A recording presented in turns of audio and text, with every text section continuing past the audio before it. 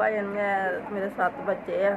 ਮੇਰਾ ਬੰਦਾ ਫੇਰੀ ਕਰਦਾ ਆ, ਆਲੂ ਚਨੇ ਵੇਚਦਾ। ਮੈਂ ਲੋਕਾਂ ਦਾ ਕੰਮ ਕਰਨੀ ਆ, ਮੇਰੇ ਘਰ ਦਾ ਵਕਤ ਨਹੀਂ ਪਾਸ ਹੁੰਦਾ ਹੈਗਾ। ਮੇਰੇ ਪੜ੍ਹਦੇ ਆ, ਬਾਕੀ ਛੋਟੇ ਛੋਟੇ ਆ। ਇੱਕ ਬੱਚਾ ਨਿੱਕਾ ਜਿਹਾ, ਉਹ ਠੀਕ ਨਹੀਂ ਹੈਗਾ, ਉਹਦੀ ਦਵਾਈ ਲੈ ਕੇ ਆਈ ਆ। ਤੇ ਬੰਦਾ ਮੇਰਾ ਮਿਹਨਤ ਮੁਸ਼ੱਕਰ ਕਰਦਾ, ਉਹਦੇ ਨਾਲ ਕੁਛ ਬਣਦਾ ਨਹੀਂ, ਘਰ ਦਾ ਬਿੱਲ ਬੁੱਲ ਤਾਰਨੀ ਹੈ। ਰਾਸ਼ਨ ਮਿਲਿਆ, ਅੱਲਾ ਮੀਆਂ ਨੂੰ ਤੰਦਰੁਸਤੀ ਦੇਵੇ। ਜਿਹਨੇ ਵੀ ਘੱਲਿਆ ਉਹਨੂੰ ਅੱਲਾ ਮੀਆਂ ਤੰਦਰੁਸਤੀ ਦੇਵੇ, ਤੇ ਮਾਂ ਪਿਓ ਨੂੰ ਤੰਦਰੁਸਤੀ ਦੇਵੇ, ਤੇ ਭੈਣ ਭਰਾਵਾਂ ਨੂੰ ਤੰਦਰੁਸਤੀ ਦੇਵੇ। ਮੇਰੇ 2 ਬੱਚੀਆਂ ਛੋਟੀਆਂ, ਦੂਸਰੇ ਰੋਜ਼ੇ ਰੱਖਦੇ। ਅੱਲਾ ਮੀਆਂ ਇਹਨਾਂ ਨੂੰ ਤੰਦਰੁਸਤੀ ਦੇਵੇ। ਅਸੀਂ ਇਹਨਾਂ ਨੂੰ ਰੱਖਾਂ ਦੇ, ਜਿਹੜਾ ਰੋਜ਼ਾ ਰੱਖੇ ਦਾ, ਤੁਹਾਨੂੰ ਦੁਆਵਾਂ ਦੇਣ ਦੇ। ਅਸੀਂ ਆਪਣੇ ਨਮਾਜ਼ ਸਭ ਪੜ੍ਹਾਂਗੇ, ਤੁਹਾਨੂੰ ਦੁਆ ਦੇਵਾਂਗੇ।